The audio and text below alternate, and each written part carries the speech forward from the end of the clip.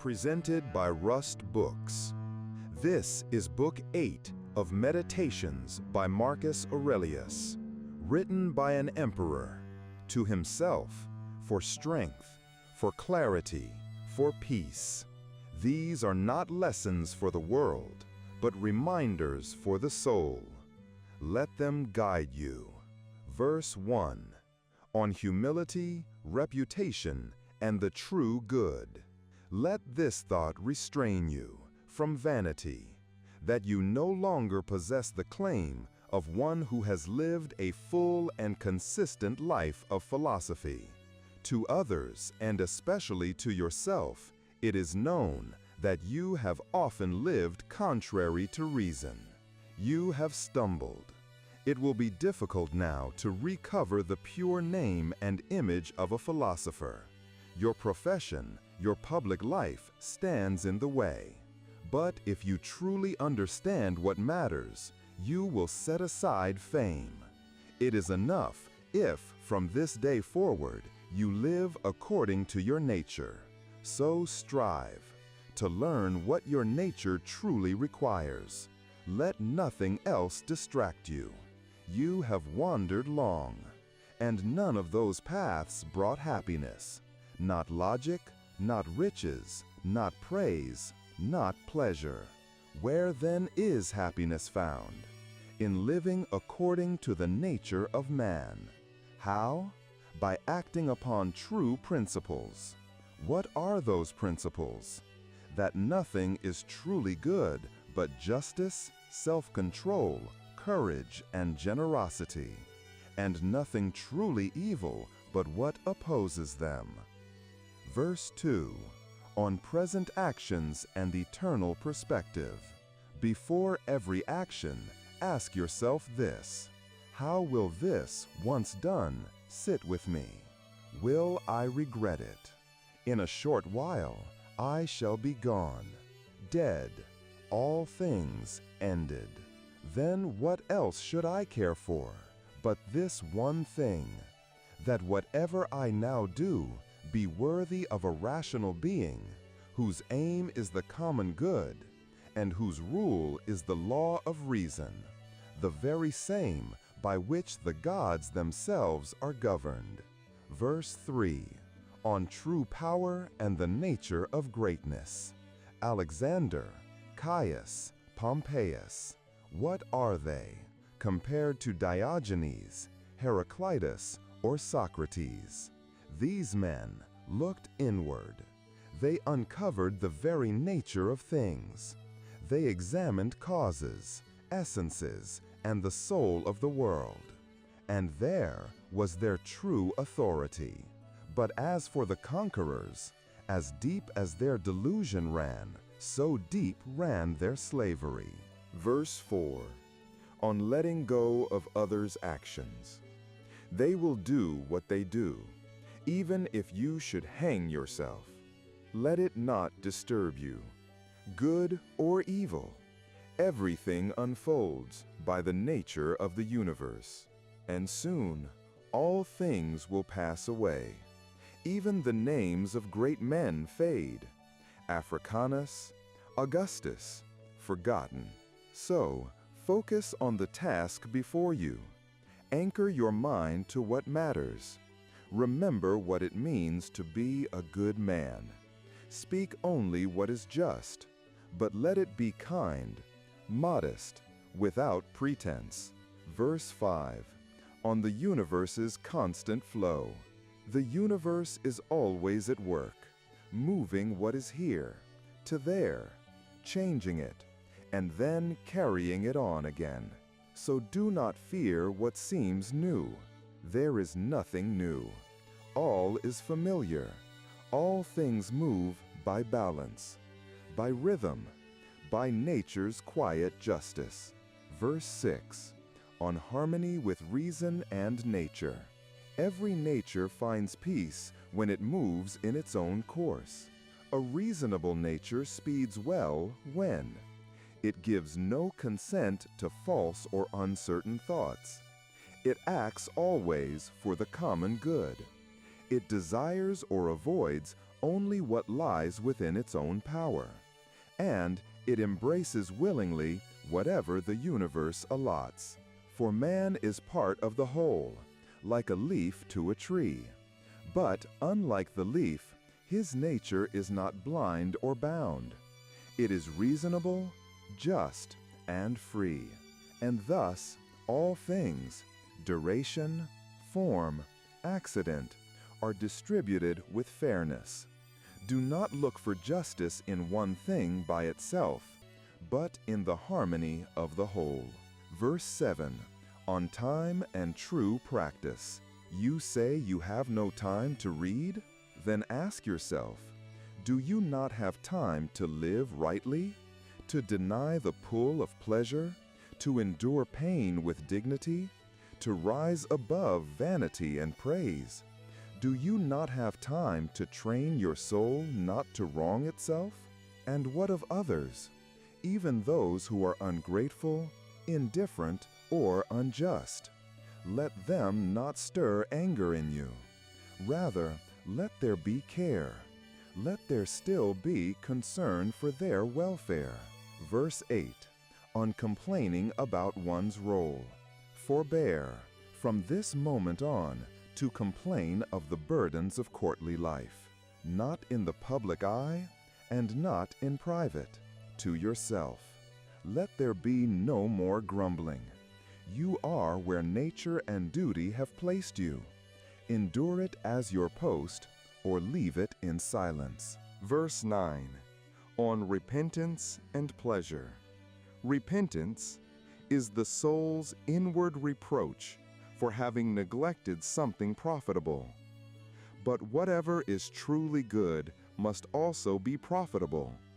And a virtuous man sets his heart upon the good and esteems it rightly. Never did a virtuous man regret the omission of carnal pleasure. Then no carnal pleasure can be called truly good nor profitable. Verse 10. On examining all things clearly. This, what is it, in itself and by itself? What is its true nature, according to its proper constitution? What substance is it made of? What is the matter? What is its use? What gave it form? What caused it to be? For what purpose does it exist in this world? And how long will it remain? So must you examine all things that present themselves to you. Verse 11. On rising and returning to duty. When you are slow to rise, when sleep clings to you like fog, remind yourself to rise and to act for the common good. That is what your nature truly calls for. To sleep, that is for animals, for creatures without reason. But to rise for others, to serve with reason, this is not only natural, it is kind, it is pleasing to the soul.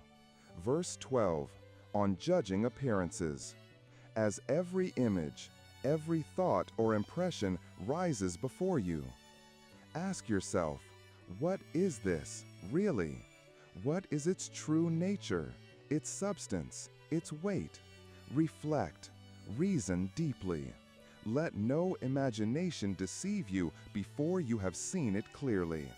Verse 13, on expectations and human nature. At your first encounter with anyone, say silently to yourself, what does this person believe to be good or evil? What are their thoughts on pain and pleasure, on honor and disgrace, on life and death? Now, if their beliefs are mistaken, should I be surprised by their behavior? No. Just as we do not wonder that a fig tree bears figs, why should I wonder that a man acts according to his opinions? Even a physician does not wonder that a body takes fever. Even a sailor does not curse the wind for being what it is. So I will remember. People act from their beliefs, and beliefs are not always well formed. Verse 14, on changing one's mind. Remember this, to change your mind when reason shows you a better way, and to follow one who corrects you with truth, is as noble as finding the truth yourself. You are not asked to know everything from the beginning. It is enough to act within the reach of your own honest thought, your own sincere judgment, and your own reasoned understanding. Verse 15, on blame and responsibility. If this act were yours, if it were truly in your power, would you have done it? If not, then why do you blame anyone at all? Do you accuse the atoms, the gods? That too is madness. Blame no one. If it is in your power, then fix what is wrong. If not, why complain? Nothing should be done unless it leads somewhere. No action without a purpose. Verse 16, on death and the elements. Whatever dies, however it happens, wherever it falls, it cannot fall outside the world. Here it had its life. Here it has its change. Here too it returns to its elements. The elements it dissolves into are the same that make the world, and the same that you.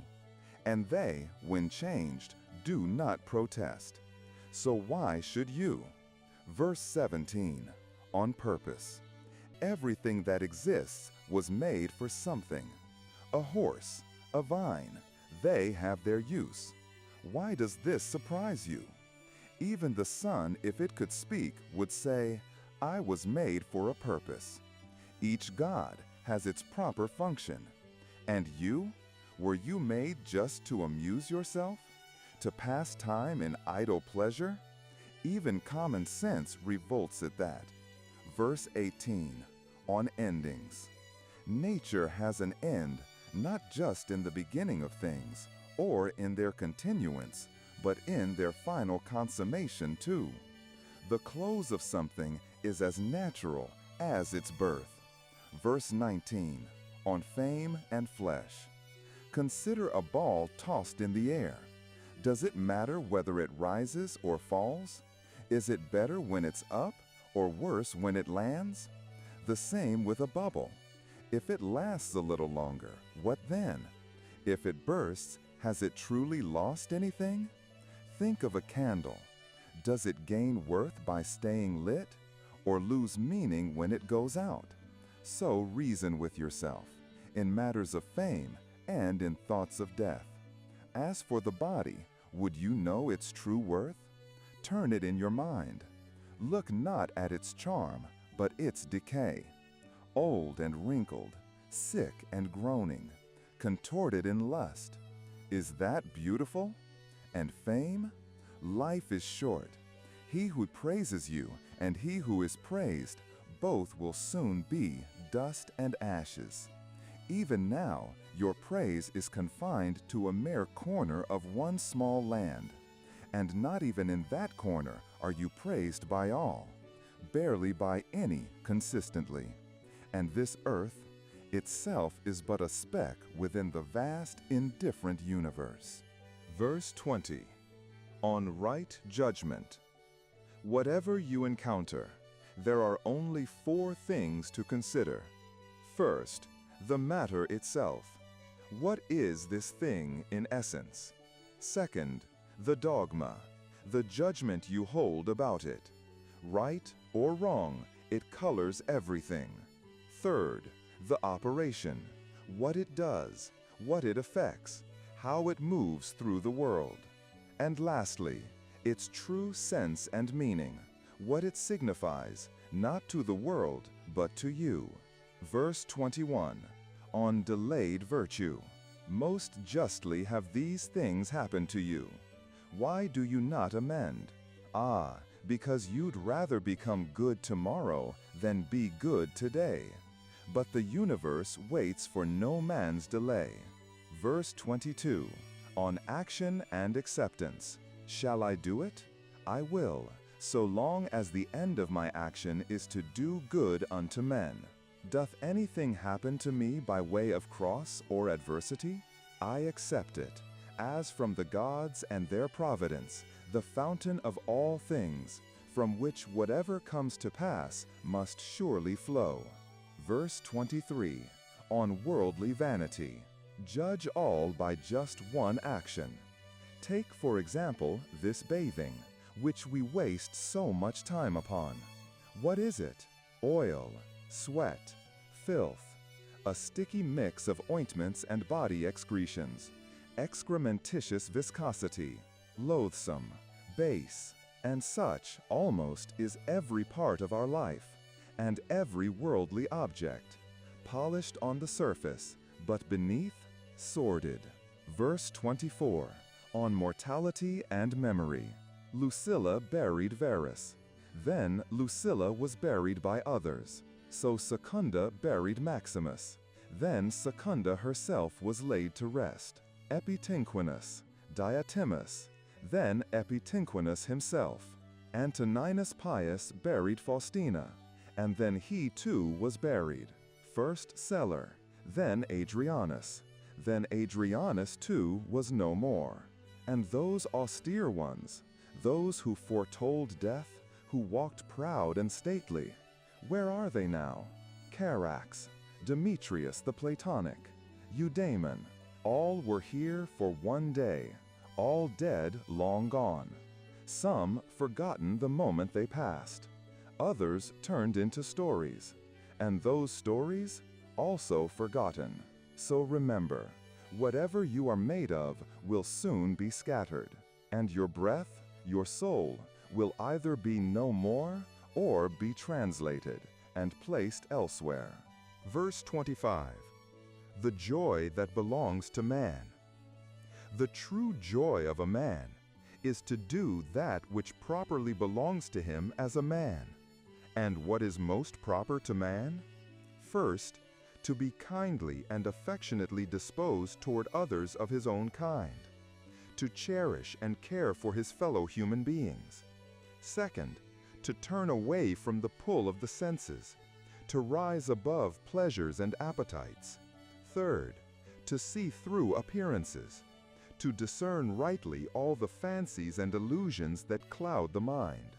And lastly, to contemplate the nature of the universe, to reflect deeply on all that is done within it and on the order behind it. In this contemplation, three relations arise. 1. To the immediate and apparent cause, the events as they seem to unfold. 2. To the first and original cause, to God, from whom flows all that happens. 3. To those with whom we live and share this world, and how our understanding might be of use to them. This is the joy of man, to live with kindness, with wisdom, and with understanding, in harmony with both nature and humankind. Verse 26, on pain and the soul's power. If pain is evil, then let us ask, what kind of evil is it? Is it evil in regard to the body? That cannot be, for the body by itself is insensible. It feels nothing, knows nothing. Then perhaps it is evil in regard to the soul. But the soul, she holds her own power.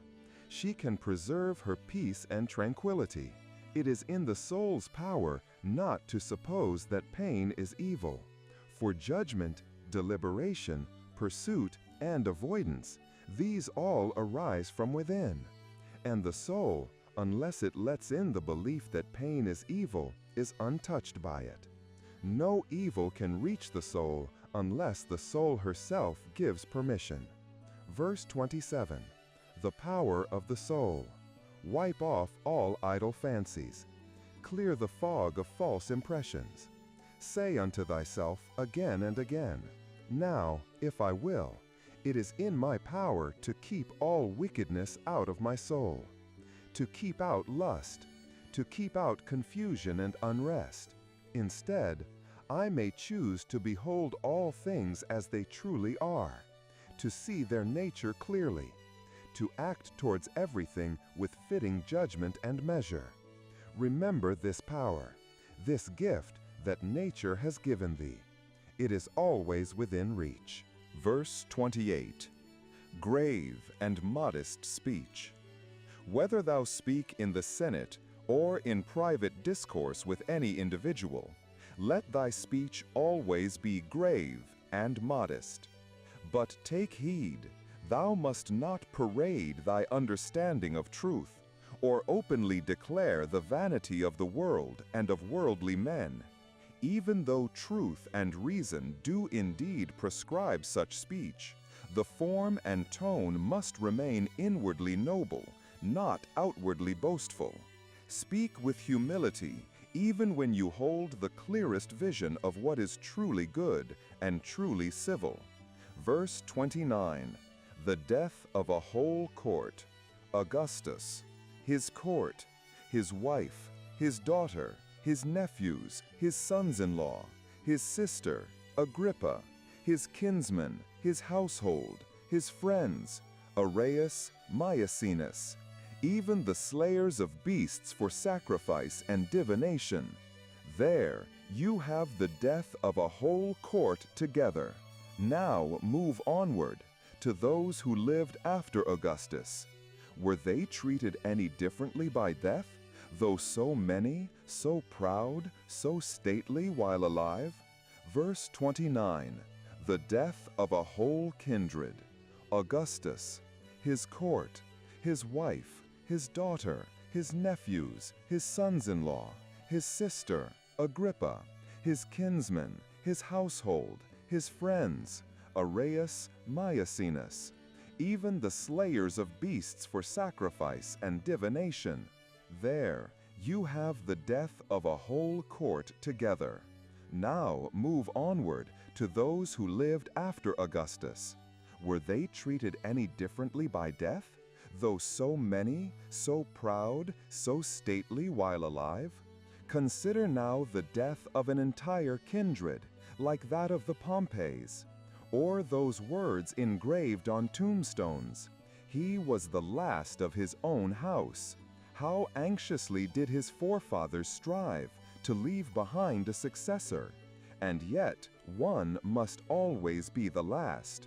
So again, reflect on the death of a whole kindred. Verse 30. Contract thy life to a single act. Contract thy whole life to the measure of a single action. If in every act you do what is fitting, to the utmost of your power, let that be enough. And who can stop you from doing what is just, what is temperate, what praises the gods? Yes, perhaps an obstacle arises, and some outward act is hindered. But even so, you can turn toward that very obstacle with peace. Let your mind convert gently and equanimously to whatever may now be done in its place. In this way, another act arises, just as worthy, and your life, still contracted to the present moment, remains whole. Verse 31. Hold blessings lightly. Receive temporal blessings without ostentation, when they are sent, and when they are taken from thee again, let them go, with readiness, with ease. To hold lightly what the world gives is to be free from what the world can take. Verse 32. To be cut off from the whole.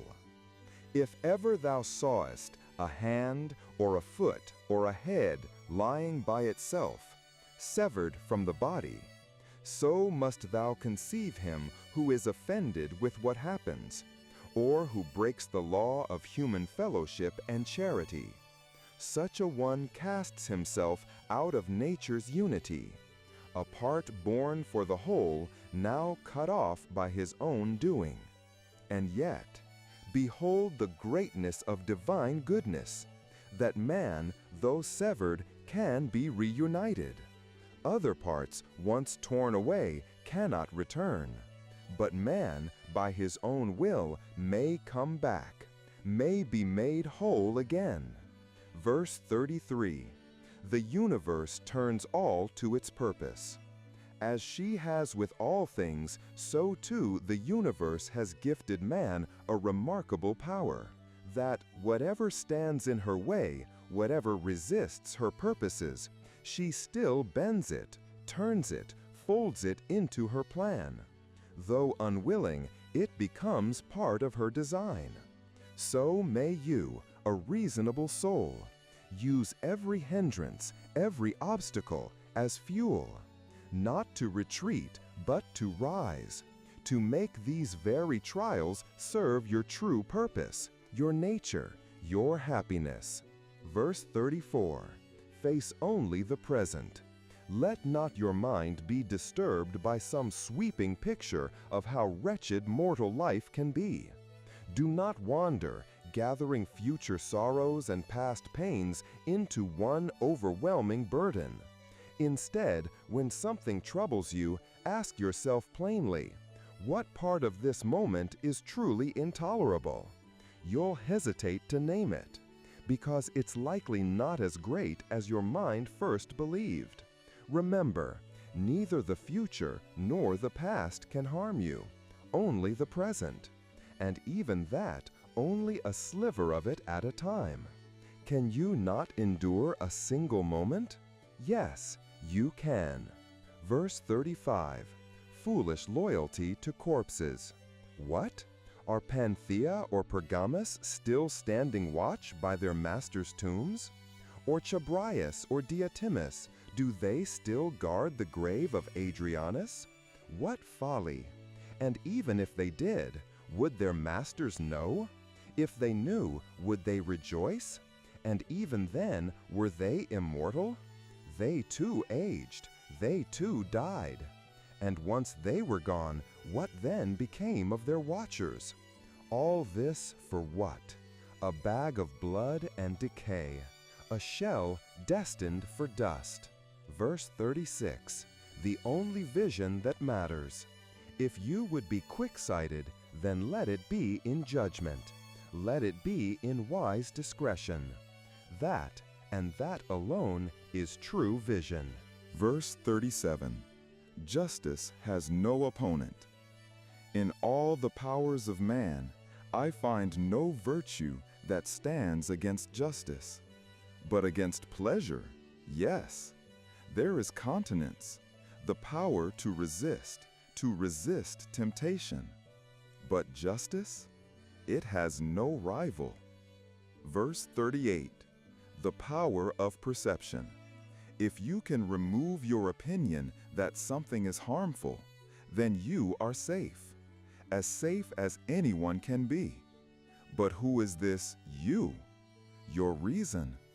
Ah, but I am not reason, you say. Very well. Even so, let not your reason grieve. And if some part of you still suffers, let it know its own sorrow, if it can. Verse 39. What truly harms the mind? That which blocks the senses is an evil to the sensitive part. That which halts pursuit or desire is an evil to the appetitive part. And whatever harms growth is an evil to the vegetative nature. In the same way, whatever hinders the mind, that alone is evil to the rational soul. Now, apply this to yourself. Are you in pain or pleasure? Let your senses deal with that. Are your plans obstructed? Then ask, did you plan with exception? Did you allow for what might be? If so, then your reason has not been harmed. Fire cannot reach it. Iron cannot touch it. Not tyranny, not gossip, not slander. None of these can penetrate your mind. Verse 40. If once whole, then unshaken. If the mind is once made round, complete, solid, and whole within itself, there is no fear that ever it will change. For what is whole needs nothing else. It cannot be bent, for it holds its shape from within. Verse 41. My joy is in this. Why should I grieve myself, who never willingly brought grief to another? One man rejoices in one thing, another in something else. But as for me, this is my joy. If my understanding be right and sound, averse to no man, refusing nothing that befalls me as a human being. If I can look upon the world meekly, kindly, accepting all things, and dealing with each as it truly deserves. Verse 42. This moment is yours. This time, the one that is present, bestow it upon thyself. Those who chase after fame beyond death do not consider that the men of the future will be just like those they now struggle to endure, mortal, imperfect, fickle. And even if many voices in some future time cry out your name or judge your worth, what is that to you? Verse 43. Unshaken by place. Take me and throw me where thou wilt. I am indifferent, for even there I shall carry within me that spirit which is propitious, well-pleased, and fully content. A spirit constant in disposition and steadfast in actions that are always true to its proper nature. Verse 44. The soul's worth. Is this, then, a thing of such worth that for it my soul should suffer? Should it become worse than it was, basely dejected, disordered in its affections, confused within itself, terrified? What, truly, can be so valuable that it should cost me my own peace? Verse 45. What truly grieves you? Nothing can happen to you that is not natural, to you as a man, just as nothing happens to an ox, a vine, or a stone except what's proper to their kind. If nothing happens except what is usual and natural, why are you displeased? If it is something external that grieves you, remember, it is not the thing itself, but your opinion about it, and you may cast that opinion aside. If it is your own failing that grieves you, then correct your judgments. If it grieves you that you cannot do what seems right, why not do it? But something stronger hinders me. Then do not grieve. It is not your fault. And if you think your life is not worth living unless this thing is done, then you are free to depart in peace, so long as you hold goodwill toward those who blocked your way. Verse 46. The invincible fortress.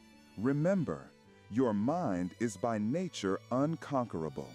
When it withdraws into itself, seeking no satisfaction but this one, that it cannot be forced. Even if it resists without full reason, still it cannot be overthrown. How much stronger then when it is guided by reason and judges all things with calm discretion. Let this be your fortress, a mind free from passions. No stronger refuge exists, none more fortified, none more impenetrable. He who does not see this is unlearned. He who sees it and does not seek it is truly unfortunate. Verse 47. See only what is. Hold fast to the first bare impression of things. As they come to you, let them come plainly, without your additions. It is said, he speaks ill of you. Very well. That he speaks ill, this much is reported. But that you are harmed by his words, that is not reported. That is your opinion, and that you can reject. You see your child is sick. That is what you know. But that he is dying, that is not yet known. Keep to the first truths as the world gives them, without shaping them into grief or fear by your own imagination. If you must add anything, let it be as one who sees clearly and understands the true nature of all things. Verse 48. Accept or avoid, then move on. Is the cucumber bitter? Set it aside. Do thorns block your path? Step around them. Let that be enough. Don't burden yourself with questions like, why are bitter things in the world? Or, why do thorns exist at all? Say that to a shoemaker in his shop, pointing at leather scraps, and he'll laugh at you. Say it in a carpenter's workshop, and he'll think you a fool. But nature, she has no back room, no waste pile. She transforms all, the spoiled, the broken, the bitter, everything within her, even the rotted and the ruined. She reabsorbs and turns into new life. She needs no new materials, no outside source, no place to discard what fails. Nature is complete, in matter, in design, and in her own renewing power. Verse 49, steady the soul. Do not be sluggish in your actions. Let nothing you do be careless, loose, or driven by whim. Avoid being quarrelsome or difficult to live with. Do not let your thoughts scatter like leaves in the wind. Let your soul neither shrink timidly nor surge outward with violence. Do not fling yourself into excess or lurch into frenzy. And never, never let your soul sit idle, empty of purpose. Verse 50, the untouched fountain. They kill me, they cut my flesh, they curse me. What then? Can they touch your mind, make it unjust or intemperate? Can they stain your soul? Be like a fountain of sweet and clear water. If someone curses it, does the spring run bitter? No. If they cast dirt or dung into it, it is washed away, and still it flows, clear, uncorrupted. So too, let your mind run pure. Let nothing die or infect it. And how? By laboring daily toward true freedom, with compassion, with simplicity, with modesty. Let your soul be not a well that dries, but a spring that overflows. Verse 51, the praise of the ignorant. He who does not understand the world does not know where he is. He who does not know what the world was made for cannot possibly grasp its nature or his place in it. And if you do not know what you were made for, then how can you know what matters? So why seek the praise of men, who do not know where they stand or what they are? Do you long to be applauded by one who curses himself 3 times in an hour? To be admired by one who does not even admire himself? What value is there in the applause of the ignorant and restless? Book 8, verse 52. The breath of the universe. Let it not be enough just to breathe the common air that circles us. Breathe also the mind of the universe. Hold communion not only with the wind, but with the reason that surrounds all things. That reason is everywhere, diffused, penetrating all things, if only you will draw it in. As the body draws breath, so let the soul draw wisdom from the source that flows through all. Book 8, verse 53. The limits of harm. Wickedness does not harm the world. The wrongs of one do not wound another, only the one who commits them. And even to him a gift is granted, that whenever he wills, he may be free of it. Another's free will, like their breath or body, is indifferent to mine. We were made for one another, yes, but our minds, our reason, remain our own. If another's evil could ruin me, then happiness would lie in their hands. But it does not. Only my own faults can bring me low.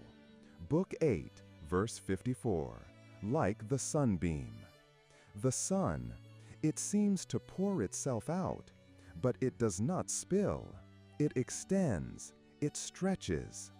Its beams, called octines, are rays not of overflow, but of tension, drawn straight from their source. Look to a darkened room. A single ray enters through a narrow crack, a perfect line of light. It divides where it must, halts where it must, yet does not fall nor flee. So must your mind extend, not effuse, not lash out. Let it meet each barrier without violence. Let it shine where it is welcome.